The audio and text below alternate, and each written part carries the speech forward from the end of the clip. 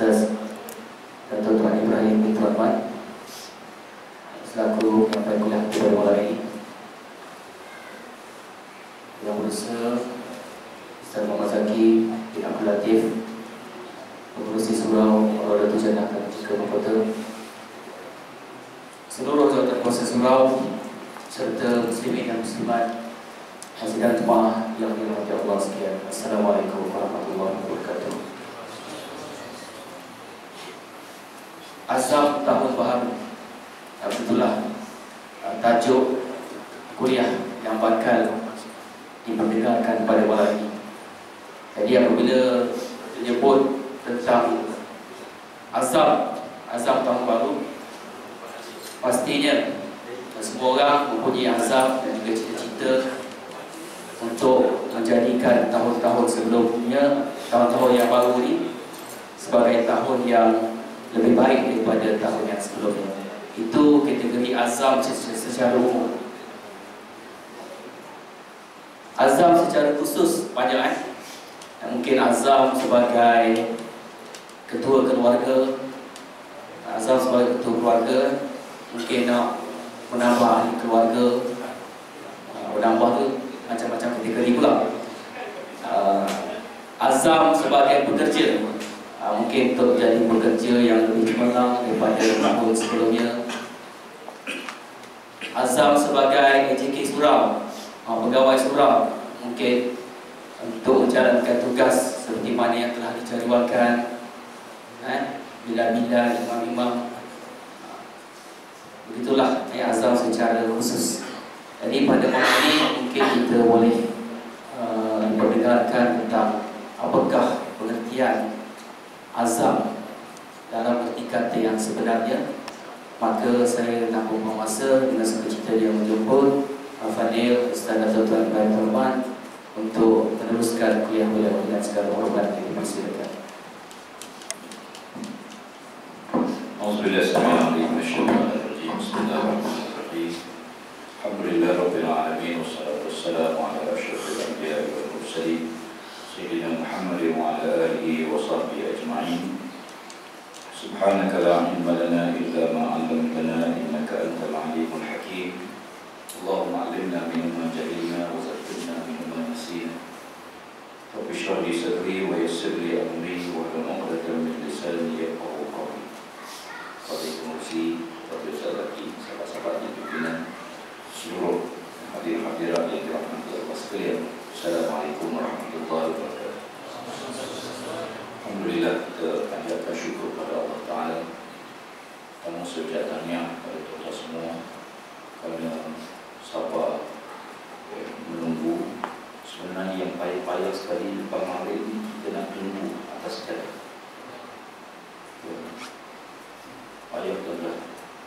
Kita perhati ya, bila habis mayang, paling tidak pun kita rasa nak bangun daripada tempat tidur, ataupun kita nak bergerak daripada tempat tidur. Kenapa rasa macam ni? Kerana syaitan tak mahu kita duduk lama tempat semayang. Kerana setiap dalam hadis disebut, bila kita masuk masjid, malaikat sama-sama kita. Lalu malaikat itu doa pada Allah Ta'ala dua kali, Allahumma ghfirlahu, Allahumma arhamhu. Itu doa malaikat. Sampai kita bergerak daripada tempat kita semayang, malaikat berhenti doa. Jadi sebab itu terus sekalian, kadang-kadang saya sendiri pun, bila kita yang buat ni lepas semayang, kita rasa mesti nak bangun. Paling tidak pun bangun duduk lah. Bukan nak menyana sangat, kaki lihat tak nyata duduk. Tapi nak duduk. Saya sebut ayat yang kedua, kita rasa nak keluar pada masjid, tak ada masjid. Walaupun sebenarnya dia nak, bukan tak nak dengar, tapi dengan luar kuasa. Kita rasa mesti kita rasa nak balik sekarang. Walaupun sebenarnya kita balik rumah tak ada apa. Tengok isteri-isteri tu dah tengok. Tak ada apa. Sebenarnya kita balik tu bukan kerja pun, tapi kita rasa macam tu. Ini sebab dia kata sebenarnya untuk sabar dalam duduk dalam waktu lepas sembahyang, sabar dalam majlis ilmu ni memang hebat. Dan yang alhamdulillah. Walaupun di sana banyak hadis yang semua kita tahu, bahawa majlis ilmu tamat syurga. Nabi kata, "Mayubillahu bi khairan yufaqihu fid din." Sesiapa yang Allah nak bagikan dia, nak jadikan dia orang baik, apa tanda dia? Allah Ta'ala ditunjukkan dia buat sesuatu, dia bagi tanda. Walaupun Tuhan boleh tak buat tanda, tapi Tuhan buat tanda. Setiap benda itu Tuhan buat asbab, buat sebab dia. Di kulli syai'in sabab. Setiap benda Allah buat sebab. Demikian juga kita kadang-kadang, kita boleh tentang fadilat, banyak kelebihan orang yang jadi baik. Kata Nabi, sesiapa yang Allah nak jadikan dia mayullahu bi khairan, siapa yang Allah Ta'ala nak beri kebaikan kepada dia, apa tanda dia? Yufaqih fiddin. Nasai Allah jadikan dia orang yang faqih dengan agama. Faqih ada 3. Satu, dia tahu, dia belajar, dia tahu, dan dia beramal dengan agama itu, serta dia memperjuangkan agama. Yufaqih, faqih mana orang faham. Asal mana faqih dia fiqh. Fiqh ni betul orang faham. Diberi kefahaman agama, bukan diberi belajar agama. Ramai yang belajar agama, tapi yang penting bukan mempelajari, tapi memahami. Hingga terkandung dalamnya ialah tahu, bekerja, ada dorongan untuk beramal, dan ada dorongan untuk mempertahankan dan yang berbeda. Dan sebab itu kata Nabi SAW, "Man salaka tariqan yaltamisu fihi ilman, sahalallahu lahu tariqan ilal jannah." Sesiapa yang berjalan pada satu jalan untuk menuntut ilmu, dia begitu untuk menuntut ilmu, nasib Allah permudahkan baginya satu jalan ke syurga. Jadi sahabat-sahabat sekalian, soal kita ialah masalah di depan kita sekarang ialah bukan masalah tak tahu. Semua tahu. Tapi yang penting selain daripada tahu itu ialah kekuatan untuk beramal. Sebab itu ulama-ulama waktu dia mentafsirkan makna ihdinas siratal mustaqim. Ihdinas siratal mustaqim maksudnya, maknanya ya Allah tunjukkan kepada kami jalan yang lurus. Al-mustaqim, jalan al-sirat ni, sirat mana jalan lah. Al-mustaqim, jalan yang lurus yang akan boleh istiqamah dengan dia. Ada yang sebut makna mustaqim ni terkandung 2. Satu vertikal, satu horizontal. Satu jalan yang kita nak tempuh, satu jalan yang menghubungkan kita dengan Allah Subhanahu Wa Taala. Itu makna sirat al-mustaqim. Kata ulama tafsir, waktu mentafsirkan dia kata, ihdinas siratal mustaqim. Kita minta pada Allah Ta'ala 2 kali. Walaupun kita nampak satu, kita nak minta, ya Allah tunjuk pada kami jalan yang lurus. Kita nampak yang kita minta satu je, minta Allah tunjuk mana jalan yang lurus. Kata fasilita, yang kita minta ni 2. Satu yang kita zahir, satu lagi yang kita tak nampak tapi kita minta. Iaitu, pertama kita minta mana satu jalan yang Allah redha. Jalan yang Allah redha. Sebab kita tak tahu jalan yang Allah redha ni tak boleh guna akal. Kalau boleh guna akal, Allah tak suruh kita minta. Kenapa Allah suruh kita doa? Yang wajib baca Fatihah ni. Fatihah ni wajib baca setiap rakaat sembahyang. Tiap-tiap rakaat. Sembahyang apa pun wajib baca Fatihah.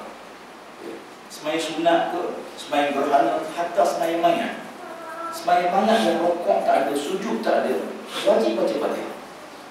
Sini tak sembahyang mayat tak rokok kan? Memang tahu ada baru.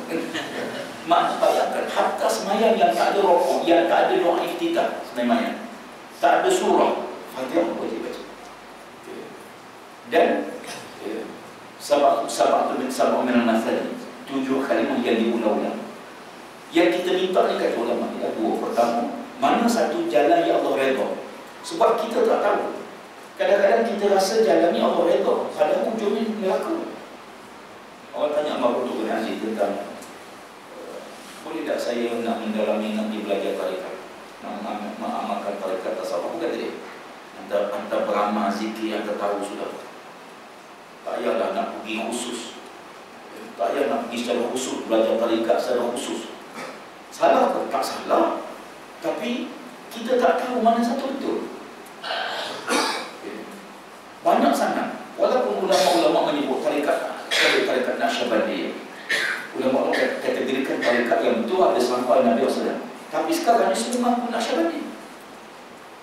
Semua mengaku dia tarikat Naqsyabandiyah. Dan jalan-jalan tarekat ini kalau kita tak kenal betul, permulaannya sangat menyeronokkan, pertengahannya sangat mengasyikkan, ujungnya ke neraka Allah Ta'ala. Bahaya. Berapa ramai orang yang mendalami, jumpa jalan yang dia asyik dengan jalan tersebut, tapi jalan ni bawa ke neraka. Ujung dia mengaku jadi Tuhan, mengaku jadi Mahdi, itu guru. Sebab itu dalam Islam, walaupun ada kadang-kadang jiwa kita Tuhan buat seribu satu jenis. Ada orang kecenderungannya kepada benda-benda sifat tarekat, tasawuf, benda pembersihan jiwa, dia seronok dah, zikir, seronok pembawa dia begitu. Ada orang tak seronok jalan tu, dia seronok jalan lawan. Dia masuk politik, lawan juga. Tak ada orang dia lawan sama sekali. Di kerja itu lawannya. Dan ada orang yang kadang-kadang kecenderungannya tidak pergi kepada benda macam ini, tapi dia pergi pada rasional, logik. Mana yang berjalan dengan logik akal, semua dia tolak. Jadi aliran pemikiran manusia berbagai-bagai. Jadi orang yang cenderung kepada aliran tarekat, dia seronok lah. Macam beberapa orang di antara kita yang kadang-kadang seronok dengar cerita gambaran-gambaran sampai orang mati syahid begini masuk syurga, maka dia gairah untuk mati syahid, semangat untuk mati syahid. Lalu dia fikir nak mati syahid ni kena mati ya. Kalau hidup tak syahid, kena mati. Mati macam mana? Mati lawan orang zalim. Siapa zalim? Bashar zalim. Pergi ke Syria, pasang bom, letup, mati syahid. Jadi itu sekalian, aliran ni kita akhirnya terperangkap dengan semangat yang tidak diilmu. Ada seorang hamba Allah di jalan tu, pokok-pokok nak mati syahid. Kita tak ada cara lain. Saya banyak dosa, saya nak mati syahid. Dengan syahid kita boleh selamatkan anak saya, keluarga saya daripada neraka Allah Ta'ala. Semangat, muda-muda, bersungguh-sungguh dia. Akhirnya nasihat, tak makan nasihat. Kau nak pergi mana? Sudah-sudah dah pergi dah. Pergi ke mana? Kata pergi nak memerangi golongan Syiah di Syria. Syiah lawan Sunni. Dan digambarkan Bashar ni Syiah, dibasarkan ISIS ni ialah Sunni. Maka lawan. Pergi masuk mana? Lawan Syiah. Siapa Syiah? Bashar Syiah. Siapa Sunni? ISIS Sunni. Sampai sana, semangat nak mati syahid. Akhirnya dihantar ke Iraq. Sampai sana orang lain dah kontrol ni, keluar Malaysia tak tahu apa mana-mana kumpulan kontrol. 1001 jenis kumpulan yang memperalatkan maksiat. Akhirnya hantar mana? Hantar ke Iraq. Kenapa hantar ke Iraq? Kalau nak mati syahid cepat, Iraq. Sampai di Iraq pasang bom. Betul apa dia? Kalau polis 17 orang mati. 17 orang boleh mati.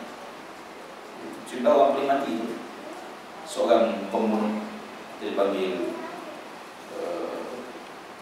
berani mati, kumpulan berani mati. Budak tu pelajaran tu. Jadi akhirnya jalan mana satu ya Allah itu. Sebab itu Nabi ilmu. Bayangkan ayat pertama tu, Iqra.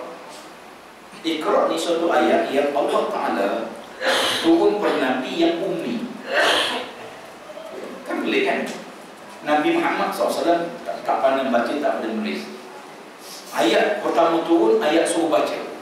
Kan kontra boleh punya sifat yang ada per Nabi dengan wahyu pertama turun. Kalau Nabi seorang dia baca, Jibril kata baca. Mana buku? Ada buku. Ya, Jibril suruh baca dalam keadaan dia tak tunjuk satu kertas. Kenapa? Sebab memang Nabi tak reti baca. Dan Jibril tahu bahawa Nabi Muhammad tak reti baca. Allah akan mengetahui Jibril bahawa Nabi Muhammad tak reti baca. Tapi ayat tu pertama turun, Iqra. Baca. Iqra sampai di peluk. Lepas baca. Ma'ana biqari. Aku tak reti baca. Peluk lagi. Baca. Sampai kali ketiga dipeluk, sampai Nabi lemas, bau lepas. Baca. Nabi kata, aku tak boleh baca. Baru cikgu baca, Iqra bismi rabbikal ladzi khalaq. Pertamanya, peluk ni bukan cara mengajar. Kalau ada cikgu di sini, jangan masuk kelas, baca. Tak boleh. Peluk, tak boleh. Itu kacau. Yang keduanya, rupanya bila Allah Ta'ala suruh baca, kefahaman kita baca bertulis dah. Sebenar baca bertulis ni sikit, yang banyak baca yang tidak bertulis. Jadi Allah Ta'ala suruh Nabi baca itu bukan baca yang bertulis. Membaca benda yang tidak bertulis. Membaca alam, membaca kejadian ciptaan Allah, membaca manusia, perangai manusia, membaca akhlak manusia. Semua kita baca. Tiap-tiap hari ni berjuta kita baca benda yang tidak bertulis. Tengok ngomong angin, gelap langit, kita baca hari nak hujan. Tak ada tulisan. Ada awan putih, kita tak kata hari nak hujan. Ada putih, kita kata jerubu. Yang ini bukan jerubu, ini kabus. Kita baca. Kita balik tengok muka isteri, kita baca. Sampai rumah isteri kita seronok, lain macam. Sungguh sangat. Apa kita baca? Kata baca. Masuk masyarakat, Waalaikumsalam, abang balik, suami balik, tuan balik, seronok, lain macam seronok dia. Dia sedih. Mesti dia jumpa duit kita seorang. Dia dah macam-macam baca. Tapi soalnya ialah bagaimana Allah Subhanahu Wa Taala buat supaya kita yang ni, kamu tak usah kata hebat dan ilmu. Jalan yang Allah redha ni tuan-tuan, dia bukan duduk pada alim orang. Dia bukan duduk pada jahil orang. Sebab tu Allah Ta'ala suruh kita minta dengan dia, Ya Allah, ihdinas siratal mustaqim, tunjuk pada aku jalan yang lurus, jalan kau redha. Sebab ada jalan Allah redha ni dengan keluar duit, keluar zakat, keluar derma, tapi Allah redha. Ada jalan Allah redha ni dengan Allah timpa musibah, kita sabar aku mencapai makam redha. Kadang-kadang dengan membunuh, dapat redha Allah Ta'ala. Dalam perang, kalau kita bunuh manusia dapat pahala, kan perang sendirilah, perang betul. Maknanya kadang-kadang jalan yang Allah redha ni berbagai-bagai. Sebab tu kita minta ya Allah tunjukkan. Tuan nak masuk nak jadi peniaga, tak apa, peniaga nak cari redha Allah Ta'ala. Ahli politik cari redha Allah. Bukan politik sekular, politik maki hamun, politik jauh-jauh, politik kutuk. Ini bukan politik Islam. Tak mungkin macam tu politik yang membawa kita syurga, tak mungkin. Ini politik barat. Sehingga orang Melayu, orang Islam kata politik itu kotor. Anda tak salahkan kefahaman sebab masyarakat terima politik sekular.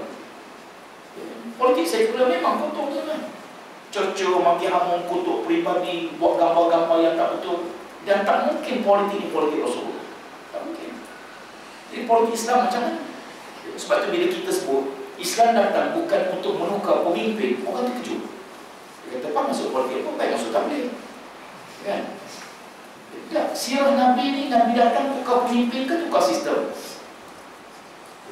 Islam datang bukan nak tukar pemimpin, tapi nak mengubah sistem yang tak betul kepada sistem betul. Sebab tu Islam datang bukan untuk menjajah. Ya. Para miswara, Islam datang ke Melaka. Raja Melaka pada masa itu para miswara. Bila Islam sampai, Islam tak pernah pecat raja-raja. Tapi para miswara itu masuk Islam, kekal sebagai raja. Nabi tawan kota Mekah. Siapa ketua dia? Abu Sufyan. Nabi pecat Abu Sufyan. Nabi tak pecat Abu Sufyan. Tapi Nabi tukar. Cuma yang tak nak perhatian, tak nak berubah, baru kita tukar. Ada faham? Maknanya kalau dia tak berubah, ada orang kata mungkin ke dia berubah kan? Sejarah Islam menunjukkan pada kita bahawa Islam berbeza dengan Barat. Penjajah datang untuk jajah, untuk tukar, ambil kekayaan, bawa balik ke negara dia. Itu penjajah. Islam tak. Islam tidak datang untuk menjajah, tapi Islam datang untuk menukar sistem, mengubah sistem. Ini contoh. Contoh kadang-kadang mana jalan yang Allah redha. Yang kedua dalam doa tu, yang kedua yang tak nampak ialah kita doa pada Allah Ta'ala, mohon pada Allah, Tuhan bagi kekuatan. Ini yang kedua. Beri kekuatan supaya bila kita tahu jalan ni yang Allah redha, diberi kekuatan untuk kita beramal dengan jalan tersebut. Pertama tahu, yang kedua beramal. Yang beramal ni payah. Ramai orang tahu sembahyang wajib, tapi ramai tak sembahyang. Ramai orang tahu judi haram, tapi orang berjudi. Ramai orang tahu benda tak boleh, tak betul, tapi dia tak ada kekuatan untuk tinggal. Macam kita mahu budak pergi dalam, tak tahu, tak tahu, fikirlah sendiri. Itu syarat dia, macam-macam syarat. Dia kata boleh. Dia kata, bang, adik yang dia ada, abang nasihat, rapi-rapi, maaf sekali. Dia kata memang payah nak berhenti dalam ni. Abang isap rokok, payah nak tinggal. Lebih tinggi. Isap rokok pun payah nak tinggal, macam ni sadar. Jadi itu sekalian, ialah kekuatan ini, kekuatan yang ada ni, ialah kekuatan untuk bila Allah Ta'ala bagi, kita ada kekuatan untuk buat. Dan kekuatan ni nak kata Allah Alam. Cuma dalam satu hadis Nabi SAW menyebut, bila sahabat tanya Nabi SAW, ya Rasulullah, apakah kita boleh kenal ahli syurga dengan ahli neraka dan dunia ni ya Rasulullah? Nabi kata boleh. Waktu hidup ni kita boleh kenal. Bila Nabi kata kita boleh kenal, maka sahabat tanya, kalau kita boleh kenal, buat apa kita beramal ya Rasulullah? Buat apa kita beramal? Jadi kata Nabi SAW, kullun muyassaru lima khuliqa. Setiap orang itu dipermudahkan oleh Allah jalan-jalan yang Allah tentukan bagi dia. Maknanya, pertama, Tuhan beritahu jalan laluan kita. Yang kedua, Tuhan permudahkan kita dengan jalan tersebut. Bukan kekuatan kita lah. Dipermudahkan jalan oleh Allah Ta'ala. Dan ini ya, dia memerlukan satu, ialah kita tak boleh putus dengan Tuhan. Tuan-tuan beli handphone berapa harga sekalipun tak penting, yang penting ada lain. Handphone 45,000 pun lain tak ada, buat campur tu nampak kan. Yang penting bukan mahal yang handphone tersebut, tapi lain tu ada. Kita tak penting kita kaya ke miskin, alim ke jahil, yang penting ada lain kita dengan Allah yang tak putus. Sebab menentukan yang miskin bukan kita, sebab Allah. Ada orang usul siang malam, pagi tak buat kerja, tapi kita tengok dia kesian, dia tak kaya, dia tak senang.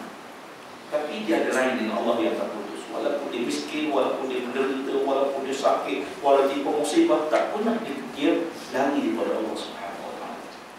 Orang niaga biasa ada masa naik, ada masa turun, tak seronok. Biasanya orang niaga, bila untung dia tak beritahu, bila rugi baru dia beritahu.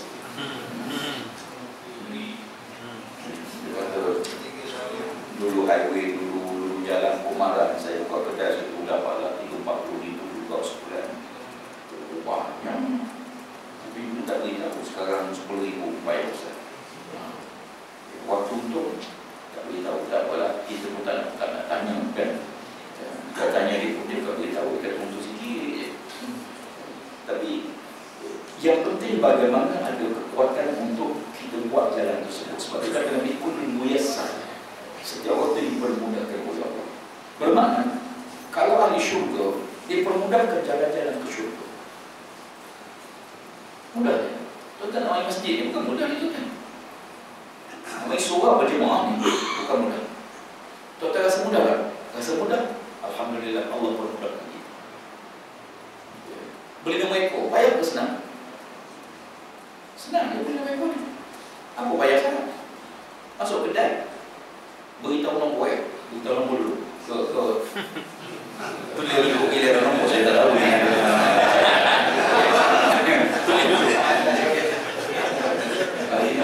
Senang kan? Bayar, balik.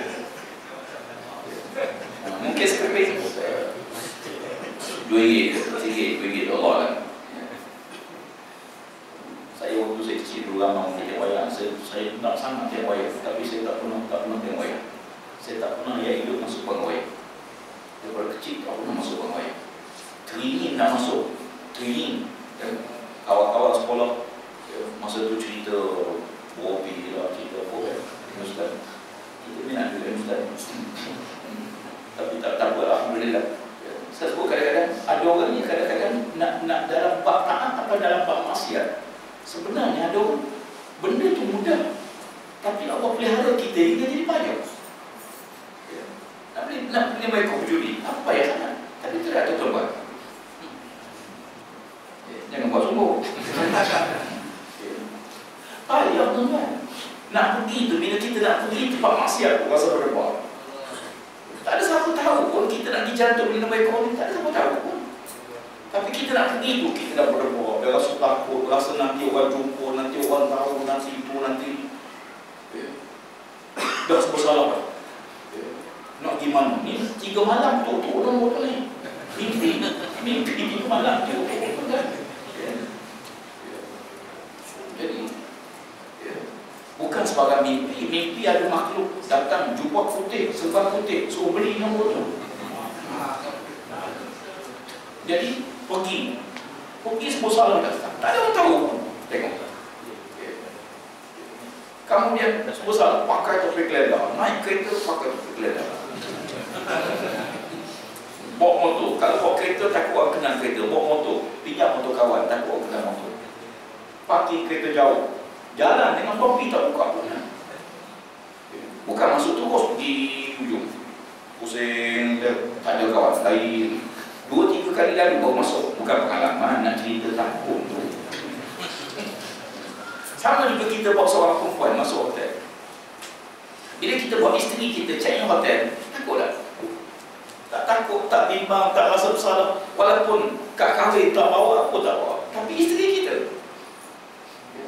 tak bimbang, tak takut, tak apa. Orang datang ketuk buka pintu apa hal. Tapi try bawa perempuan lain yang bukan isteri. Jangan buat. Nak tunjuk contoh. Ini dia kaitan dengan iman. Sebab tu ihdinas siratal mustaqim ni bukan sahaja jalan yang betul, tapi diberi kekuatan oleh Allah dan Allah pelihara. Ya, kadang-kadang kawan-kawan kita yang main sekali, sekolah sekali dengan kita. Mana ada seorang sahabat belajar fakulti pengajian Islam, dia mesti kekuasaan, keluar masuk jadi polis, naik pangkat jadi bos besar. Tapi kaki rasuah, kaki minum Allah, kaki perempuan. Belajar agama, belajar tidak menjamin seorang itu jadi baik. Wa adallahu Allahu ala ilmi, ada orang sesatkan ilmu, walau ilmu sifatnya menyuluh, dan belum tentu ilmu. Sebab itulah kita di Malaysia ada seorang Allah belajar di Azhar. Belajar Azhar, balik pada Azhar, bawa ajaran sesat, ajaran apa nama dia? Di Kelantan. Nama perempuan, nama ditangkap, dakwa di mahkamah, istihad, keluar dari Islam. Islam keluar dari Islam. Ayam bin tak boleh tak sekolah. Ini yang belajar satu Mesir ni. Jadi tuan sekalian, maknanya di sana, sebab itulah kita orang, sebab itu kekuatan sebenar ialah kekuatan itu pada sembahyang. Sebab itu sembahyang tiang, as-salatu imanul din. Faman aqamaha faqad aqama ad-din wa man tarakaha faqad hadama ad-din. Sembahyang itu tiang agama. Sebab itu kalau kita sembahyang, selagi orang tu jaga sembahyang, walaupun dinakal, walaupun itu, walaupun macam mana pun, sembahyang tak tinggal, insya-Allah dia tidak hanya ulama. Dia akan tahu jalan balik. Kalaupun dia nakal tu dia sampai nakal yang merosakkan, nakal budak-budak biasa. Sebab tu jaga sungguh-sungguh sembahyang. Sebab tu Nabi SAW suruh kita pukul anak kita bila tak sembahyang. Satu je. Satu je Allah, Nabi suruh pukul anak ni, satu ni je.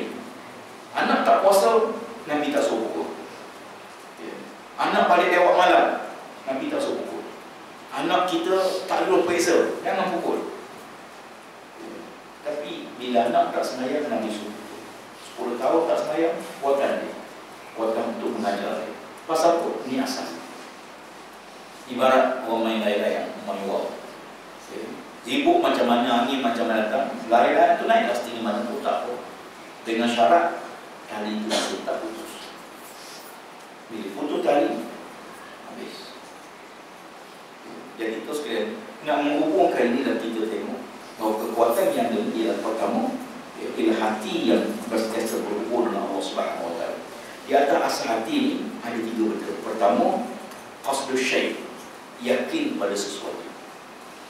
Yang kedua, dengan keyakinan itu mendorong anggota untuk beramal dengan apa yang kita yakini. Betul bukan macam itu?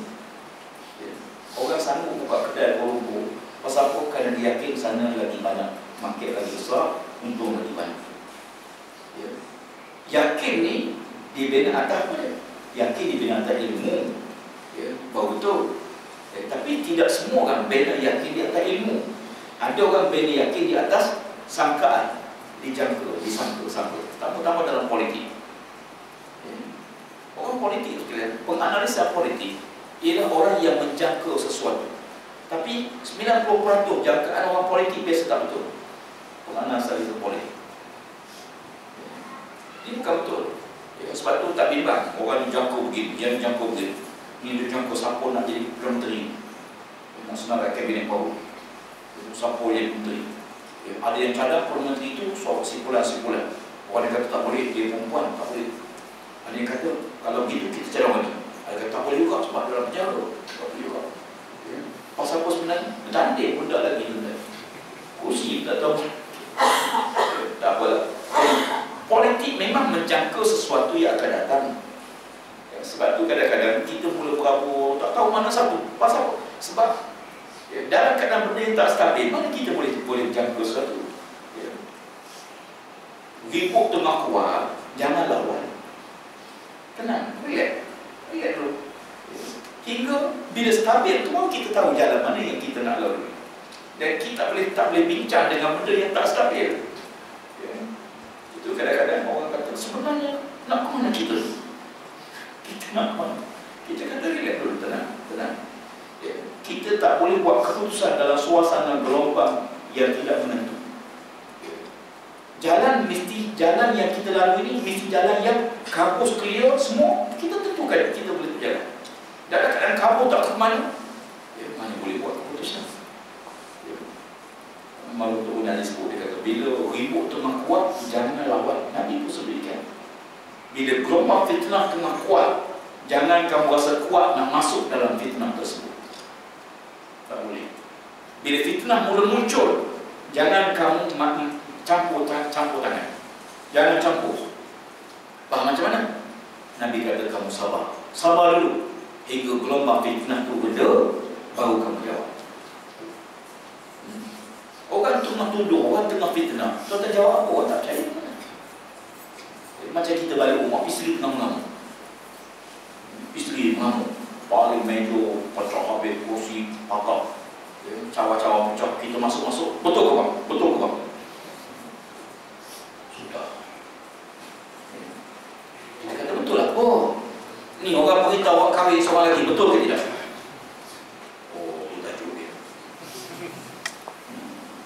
Dia tengah mengamuk. Kalau kita kata tak betul, tak percaya mana.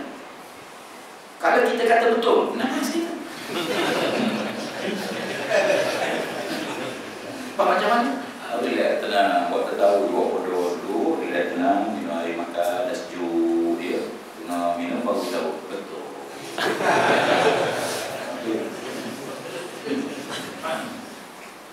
Kemudian dia kata kalau kita balik rumah, balik lambat, ini bengking. Tahu dah mesti bini mengamuk, macam nak buat tu?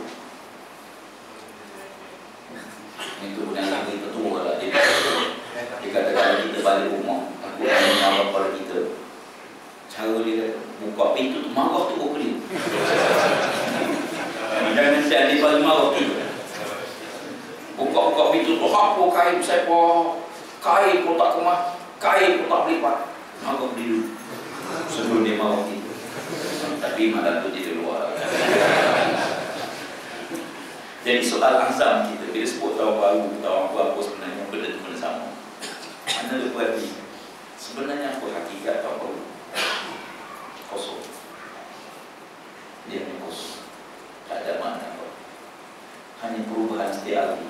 Tukar hari-hari. Tilkal ayam yudawiluha bainan nas. Yang tukar ialah hari-hari. Hingga kita rasa kita masuk benda baru. Hakikat sebenarnya apa dia? Dia dalam perancangan betul, setiap perancangan tu ada tempoh, ada tahu, dia ada masa dia betul. Tapi apa hakikat sebenarnya? Dan kenapa diraihkan tahun-tahun dalam bentuk begitu? 25 Disember, hari Christmas, bila hari lahir, dikatakan hari lahir Isa AS. minggu kemudian, 1 bulan Januari, ialah hari yang dianggap sebagai suatu pesta bagi menyambut kelahiran Isa AS. Jadi kita lahir 7 hari, hari 7 itu cukup dan sebagainya. Maka sambutan itu dibuat dalam bentuk rai, seronok, gembira, pesta besar-besar. Hingga berjuta-juta dihabiskan pelajar. Apa hakikat sebenarnya? Kosong. Pesta ni tuan-tuan tak seperti tahun baru malam ni kita boleh buat. Nak mengambil cucu ya. Tapi apa sebenarnya di sebalik itu? Apakah kita menyambut kedatangan satu hari?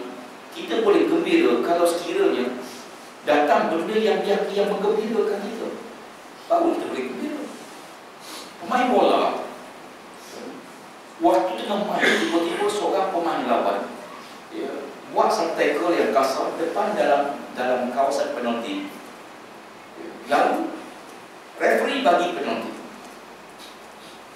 Bila referee bagi penalti, penyokong yang dapat penalti gembira, seronok. Wuyuh, ketawa, seronok, tepuk tangan, dapat penalti. Okey. Bila pemain tendang bola tak masuk penalti, bertukar. Yang satu yang tadi tengah gembira tiba-tiba bertukar jadi baru 2 minit tengah seronok dapat penalti, baru 1 minit penalti, tendang tak masuk, terus bertukar. Yang tadi duka cita sekarang gembira, yang tadi gembira sekarang duka cita. Sebenarnya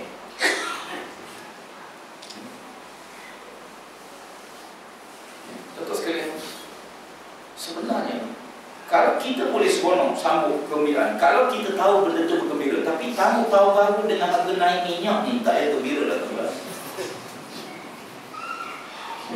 Takkan kita nak pesta kerana meraihkan harga minyak naik.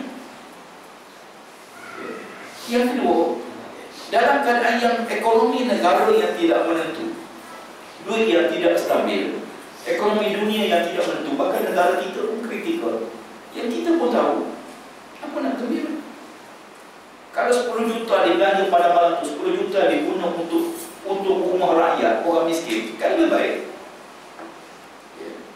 Dia melampau-lampau tuan-tuan tengok di Dubai, Burj Khalifa, bunga api itu saja, bunga api malam itu berapa bilion. Masya Allah. Dalam keadaan negara Arab ketika beribu kaki tangan kena buat kerja, lalu kita sambut pesta besar-besar begitu, tapi hakikat sebenarnya apa dia? Islam suruh kita gembira kepada benda yang menggembirakan hati kita. Tapi Islam tak bagi kita cerita dalam benda gembira.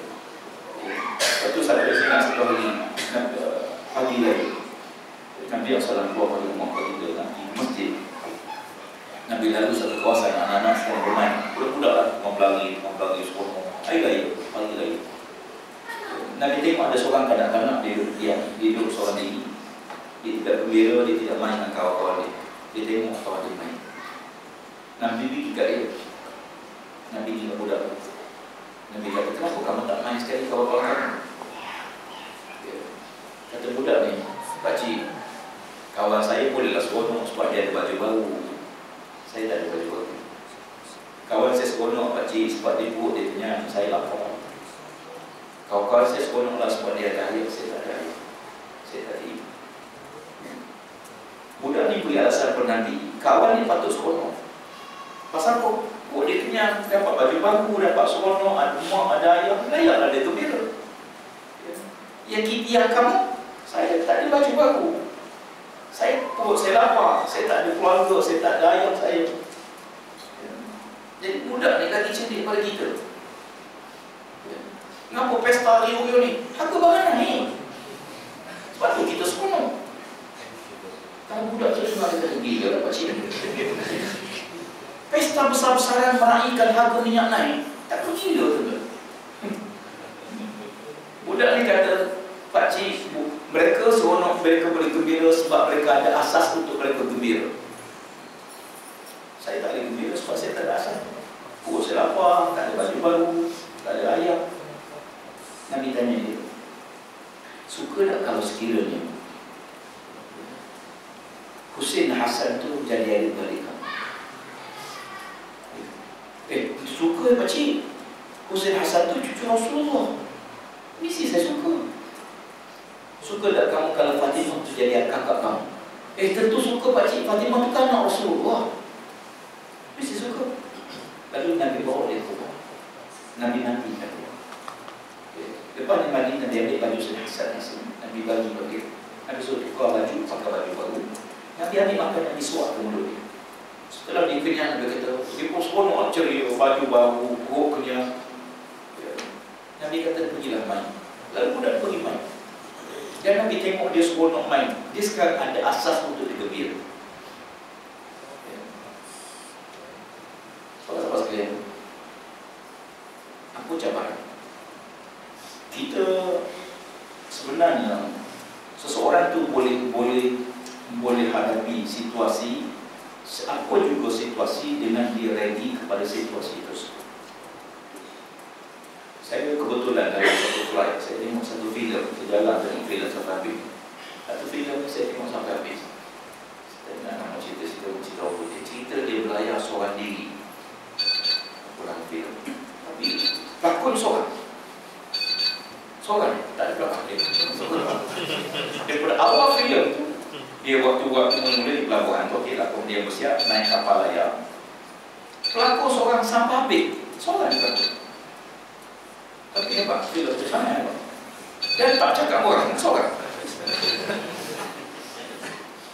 Dia berlayar tengah laut untuk keliling dunia. Tapi dia Allah Ta'ala kapal layar pecah. Kemudian cuba tampal pun, ombak sangat kena ribut. Akhirnya kapal layar dia tenggelam. Dia ambil safety boat yang dia reserve tu, segala makanan dia campak hidup atau tu. Akhirnya dia gunalah kaedah, dia pun tak tahu di mana dah hubungan pun putus semua. Last kali dia tembak, nampak kapal tembak orang, tak nampak dia. Dahaga, makanan tak ada air, hujan. Bila hujan tak ada, buat air laut, ambil air laut, buatkan. Last kali dia bakar kertas, orang tak nampak juga. Akhir waktu kapal lalu, dia bakar semua dalam bot tu. Dengan bot dia terbakar. Dan bila bot dia terbakar, dia pun menyelam. Dan orang pun nampak. Akhirnya selamat. Itu kau hero betul. Ini Ustaz ni, benda kawan tu dalam bilik, kau hero mari. Ada asas untuk kita gembira. Maksudnya filem tadi, cerita tadi, sebenarnya seorang tu boleh menghadapi situasi dengan 3 pengambil rekas. Yang pertama, jangan putus hubungan dengan Allah. Tuan-tuan, manusia dia bila putus hubungan dengan Allah bukan sebab dia miskin. Orang itu dia ada manusia, dia kurang sikit harta pun dia using. Dia using dah. Kurang harta tu using, bukan tak ada harta pun. Harta yang kurang tu pun kalau dia belanja semua sampai dia mati tak habis lagi. Tapi perasaan manusia bila kurang tu dia rasa satu kehilangan. Yang pertama, jangan putus dengan Allah Subhanahu Wa Taala. Sebab kita tengah kuat ni, kita ada kekuatan. Sekarang kita ada kekuatan, tapi tak semua, tak sepanjang masa kita kuat. Bila umur kita meningkat, automatik kita tubuh kita lemah. Bila tubuh kita lemah, penyakit boleh datang satu. Ada ubat, ada duit. Duit tidak boleh menyembuh penyakit. Kalau duit boleh menyembuhkan, doktor boleh sembuh, doktor tu tak mati, doktor mati dulu. Jadi maksudnya kalau kita ada kekuatan yang Allah Ta'ala, yang ni apa disebut sebagai redha. Redha pada Allah, bukan reda. Reda tu satu bab, redha mengatasi reda. Redha ialah buah bagi takwa. Yang pertama. Yang kedua, sahabat-sahabat sekalian, Allah Ta'ala suruh kita tengok akhirat. Walal akhiratu khairun wa abqa. Akhirat lebih baik. Sentiasa dalam kepala ni akhirat lebih baik daripada dunia, akhirat lebih kekal, akhirat lebih cantik. Sentiasa membesarkan akhirat hingga kita rasa kehilangan kita dunia ni kecil. Dia manusia ni, kalau kita besarkan benda kecil, kita ambil masa dengan benda kecil, untuk layan benda yang kecil. Tapi kalau kita besarkan yang benda besar, kita tak terganggu dengan benda kecil. Sebab saya filem kan, Tengok berita orang di Uganda, di Afrika yang miskin tu sangat budak-budak yang kebuluran, kuah kunci, tak ada makanan, kuah kering. Kau tengok lalat penuh mulut dia, lalat penuh mata dia. Dia halal lalat tu. Lalat tu mengganggu dia ke tak? Kenapa? Kan lapar mengatasi gangguan lalat. Lapar dia tu hingga dia tak peduli lalat mulut dia. Lapar sangat, tak ada kemampuan, tak ada kedekat. Orang main bola, tengah main kena mentif, sakit, jatuh, bergolek-golek, semua main lagi. Tengah main dekat kemuncuk di baju stoking, dia berhenti di dalam kemuncuk. Dia tak rasa boleh kemuncuk tu kan. Pasal apa? Kerana dia besarkan bola tu, dia besarkan gol. Tapi bayangkan kalau main besarkan yang kecil, dia sibuk cabut kemuncuk, macam tengku cabut kemuncuk. Sebab tu kita ni sebenarnya kontrolnya, ada orang kata kontrol dia main di akal, tapi Nabi kata kontrol di hati. Barat kata tak, yang kontrol kita ialah main, minda kita. Nabi kata tak, yang kontrol kita ialah hati. Ala inna fil jasadi mudghah, iza salahat salaha al-jasadu kulluh, wa iza fasadat fasada al-jasadu kulluh. Ala wa hiya al-qalb. Dan tubuh kita ada seketul daging. Kalau baik daging, baik seluruh tubuh. Maknanya di hati, bukan akal. Berarti akal tu alat lain, alat yang lain. Jadi soal bagaimana sama ada minda kita kontrol situasi ataupun hati kita kontrol situasi hingga kita berbesar ke yang besar dan pandang kecil benda yang kecil. Ada orang dia bertengkar isu bahawa ni tu bila tu pergi ke fikiran, dia tulis. Masalah. Sebab tu ada orang kadang-kadang ia bukan masalah tu dia rasa masalah. Kenapa tak pening sangat ni? Allah teruk Ustaz. Tayar basikal, dia punya lantai tangan. Tak ada apa masalah. Dia dah baiki. Dia dah baiki duit. Lepas tu satu. Kadang-kadang yang dipikir tu pening kepala tu dalam rumah dia. Dia fikir dalam rumah dia je. Tak ada, dia tak pening kepala pun yang di luar rumah dia. Apatah lagi nak fikir ummah, nak fikir nasib negara, nak fikir masa depan negara. Ada orang kadang-kadang, ada seorang bapa mari jumpa saya. Dia pusing, saya tahu macam mana nak hadapi cabaran anak saya makin besar. Saya kata, dia pusing anak dia nak sekolah menengah besok, nak sekolah macam mana, nak bayar yuran macam mana, bayaran yuran macam mana, asrama macam mana. Saya tanya anak, jawab apa sekarang ni? Jawab. Anak hantar jadu, hantar fikir sekolah menengah. Tengok. Sebab tu orang lelaki-lelaki dia boleh kahwin 4. Orang perempuan tak boleh kahwin 2. Di antara ciptaan Allah Ta'ala, hebat ciptaan Allah, orang lelaki-lelaki ni dia banyak kotak dia. Banyak petak. Orang perempuan di satu petak. Sebab tu kalau tuan-tuan isteri kita bekerja, masalah pejabat dia balik kau balik rumah. Masalah pengetua dia balah dia cerita pada kita. Masalah tengah jalan polis warung cerita pada kita. Semua cerita pada kita sebab dia satu kotak. Kita orang lelaki pejabat. Ingat bukan tak ingat, kerja pejabat tak habis lagi, tapi sebab rumah kita orang ingat. Ada benda kadang-kadang kita fikir tak ada buat apa-apa, fikir apa dah. Saya mesti betul lah harga getah tak naik Ustaz. Ya, tak ada getah pun. Dia fikir benda yang tak. Bayangkan anak di batu jadu, dia fikir sekolah menengah tahun depan. Kata hantar hidup tidak masa itu. Ya, tak perlu kita fikir. Walaupun orang politik dia suka fikir benda masa depan, tapi kadang-kadang kita fikir itu benda yang tak sepatut kita fikir lagi. Ya. Jadi oleh kerana itu, kekuatan di sini ialah kekuatan bagaimana untuk kita ready dalam menghadapi situasi-situasi yang kita jangka dan meletakkan keutamaan aulawiyah dalam perkara. Yang kedua, yang ketiga, masalah sekalian, sesuatu azam yang kita tak capai, kita boleh tak perhatian. Kelemahan kita ialah dalam merancang dan menetapkan kekuatan. Ada orang kadang-kadang cita-cita dia besar tak padan dengan kemampuan dia. Cita-cita dia besar sangat, sedangkan kekuatan dia, kemampuan dia tak ada. Tuhan Tuhan ni tak bagi kita pada kita sekarang. Tuhan tak bagi, dia bagi. Sekarang Tuhan tahu apa yang ada kekuatan pada kita. Semua kita ni tak sama kekuatan. Ada orang Tuhan bagi harta dia, kaya macam mana pun, dia tak pernah sombong. Dia harta tak masuk ke perut pun. Saya kata saya hebat satu hari Madinah gempa. Madinah biru Madinah. Kenapa? Kerana bunyi ribut. Debu-debu naik ke langit. Lalu orang Madinah menganggap ingatkan ribut pasir. Ingatkan ribut pasir. Lalu mereka tutup rumah, tutup pintu dekat masing-masing.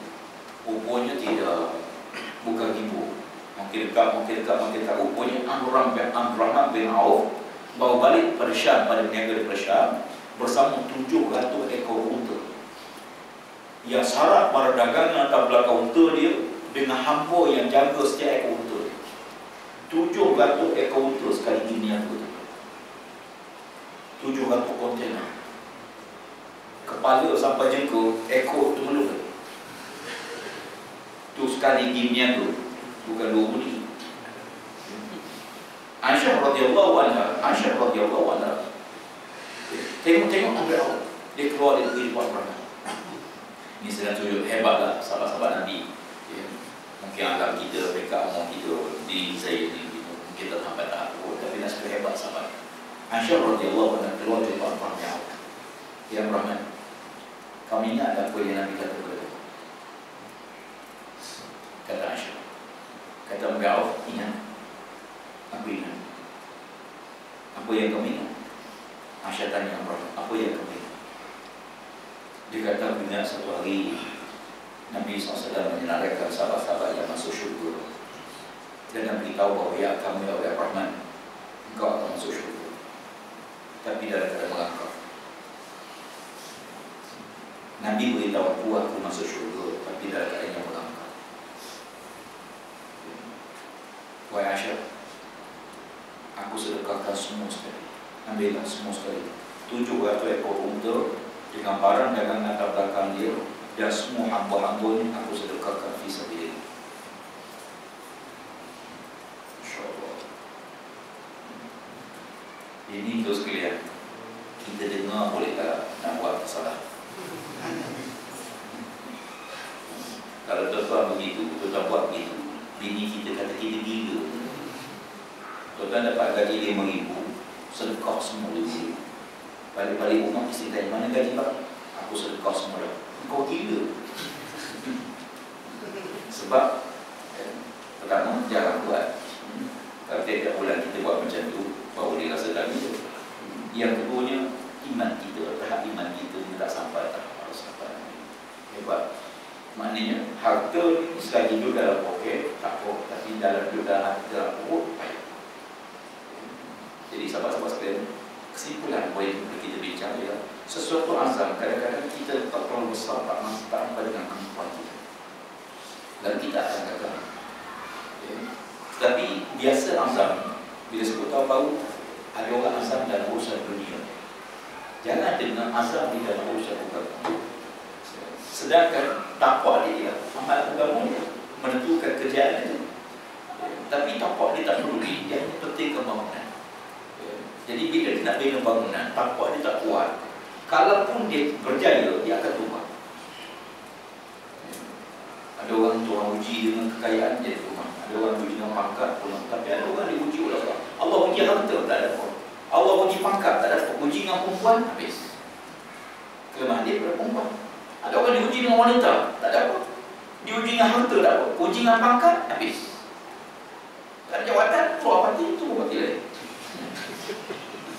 Geram juga. Jadi sebenarnya setiap orang tu ada kelemahan. Anda nak sebut gini lah. Setiap kita ada kekuatan. Cuma kita kena pasti apa kekuatan kita. Kegagalan manusia, kegagalan insan manusia ialah untuk mengenal apa kekuatan yang Tuhan buat pada dia, menyebabkan dia gagal memanfaatkan kelebihan yang ada. Dia ada kelebihan, tapi dia tak tahu kelebihan itu. Ada orang ada kelebihan dia pada berucap, menulis tadi. Ada orang kekuatan dia pada menulis, ucapan tadi. Ada orang kekuatan dia pada berkawan, bersahabat. Ada orang kekuatan di dalam mengurus. Ada kekuatan dia. Mesti ada kekuatan. Sebab Tuhan buat kita jari. Cok jari semua tak sama. Dia kita semua tak sama atas dunia. Anda tak pernah tengok jari anda sendiri secara dekat. Kecuali bila kita tahan kat mereka, kat UK. Kita tahan 4 jam soal siasat oleh polis.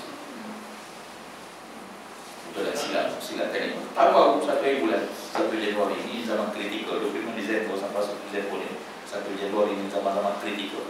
Silat sikit je. Silatnya pisau yang buat potong buah, campur dalam beg anchor. Sampai di scan, tipu pisau, terus tahan, naik beg Maria, pergi balik. So siasat 4 jam kat Manchester. Seorang ni ditanya, disuspek nganas lah. Nganas yang nak lampak ke terbang. Ya, aku jalan-jalan naik kuat terbang. Ya, tapi dia tak boleh anda apa yang kita kata, saya lupa, saya tersilap. Beg pisau ni buat pada Malaysia, buat dalam kaku tak ada masalah. Tapi silap kena buat hackeri. Apa kita cakap, dia tak boleh terima. Dia mesti andai lain, dia mesti andai benda tak betul. Dia memang selamatkan macam tak apalah, mereka akan cakap, cok jari 10. Saya tengok jari tu, Masya Allah, cok jari, tunggu jari, satu-satu. Hebat jari itu, Masya Allah. Skrim soal tu tak soal lah sikit. Saya letak jari tu, keluar jari. Macam ni jari apa? Setiap jari manusia, apa yang Tuhan buat sampai seorang pun tak sama. Bilion manusia, seorang pun tak sama jari dia. Cok jari dia. Kalau muka tu okey lah, ejak kena sikit lain muka kan, ejak mata sikit lain. Tapi jari ni, anda lihat itu, anda buat kesimpulan bahawa setiap manusia sebenarnya kelebihan yang Tuhan buat. Cuma kita kenal pasti ke kita gagal mengenal pasti kelebihan kita. Ada orang kadang-kadang kelebihan dia pada suara dia. Suara dia sedap. Ada orang kelebihan dia macam-macam kelebihan manusia. Yang kedua, apa kelemahan kita? Sebab kita makhluk. Bila makhluk, mesti ada lemah. Kegagalan manusia mengenal kelemahan menyebabkan orang ambil kesempatan di atas kelemahan dia. Di kelemahan dia, patah dipuji. Puji sikit, jet sikit, melampau terus. Puji sikit, ada harapan free, ada harapan makan free. Puji sikit. Ada orang kadang-kadang bagi hadiah. Bagi handphone satu, boleh bawa dalam jalan. Naik kereta, boleh pergi tidur sekali. Ada orang kelebihannya, kelemahan dia kepada anak keluarga dia. Macam-macam. Jadi kesimpulan kita, kekuatan yang kita ada, yang Allah bagi, mudah-mudahan dapat kita manfaatkan untuk agama Allah Subhanahu Wa Taala. Sebab dia foundation kita kuat, maka kuatlah seluruhnya. Dan mudah-mudahan kita mengelak mengenal pasti kelemahan yang kita ada, supaya musuh tidak mengambil kesempatan di atas kelemahan tersebut. Allahumma'alam. Mudah-mudahan tahu ini akan ada perancangan kita, ada tindakan yang kita perlu buat untuk mencapai perancangan tersebut. Jadi ukur dengan kekuatan yang kita ada bagi mencapai perancangan tersebut. Apapun doa pada Allah Ta'ala, mudah-mudahan Allah redha pada kita hidup dunia. Bila kita redha, Nabi kata jangan tinggal, minta sungguh-sungguh 2 kali. Yang tidak doa, Allahumma inna nas'aluka ridhaka wal jannah. Nabi suruh minta sungguh-sungguh redha Allah di dunia, syurga Allah di akhirat. Dan minta lindung sungguh-sungguh 2 kali. Pertama, murka Allah dunia. Kita minta Allah lindung daripada kemurkaan Allah. Yang kedua, kita minta Allah lindung kita daripada azab Allah, neraka Allah di akhirat. Wa na'udzubika min sakhatika. Allahumma inna nas'aluka wal jannah wa na'udzubika min sakhatika. Wallahu a'lam aqulu qawli hadza. Astaghfirullahalazim wa lakum. Assalamualaikum warahmatullahi wabarakatuh.